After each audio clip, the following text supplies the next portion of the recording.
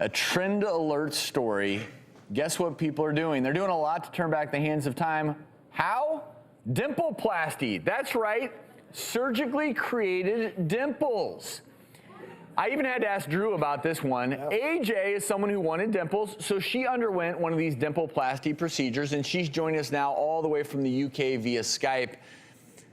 AJ, I have to ask, why dimple surgery? Of all the things out there in terms of anti-aging, why dimple surgery? Okay, so I've really always liked dimples. I find them a really endearing character on somebody's face. And it also helps to soften the face and really accentuate the smile. I've got high cheekbones, so I've got quite what I would deem as quite a harsh face, and sometimes I can look quite angry and miserable when I'm not.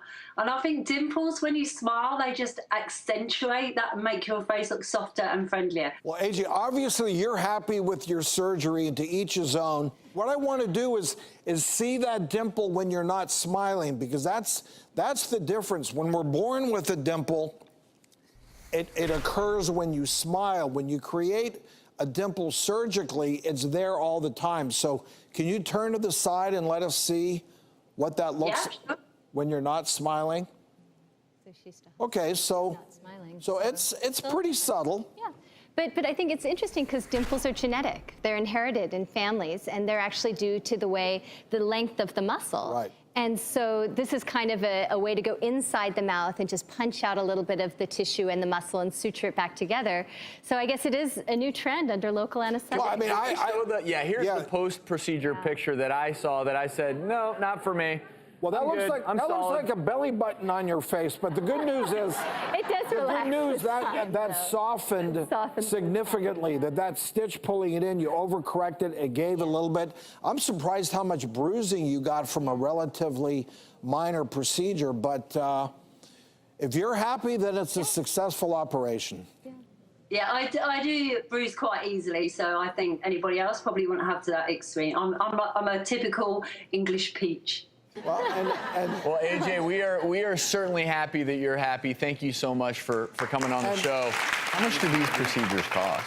So she paid £1,300 for both sides, which is a fair amount of money for a short procedure that's done under local anesthetic. So this is something you do in the office. Yeah, $2,000. Under local. The doc is doing it inside the mouth, basically pulling the skin with the sizing some tissue. They take a little, almost like a cookie cutter called a punch biopsy tool. Just take out a little piece and then suture it back together.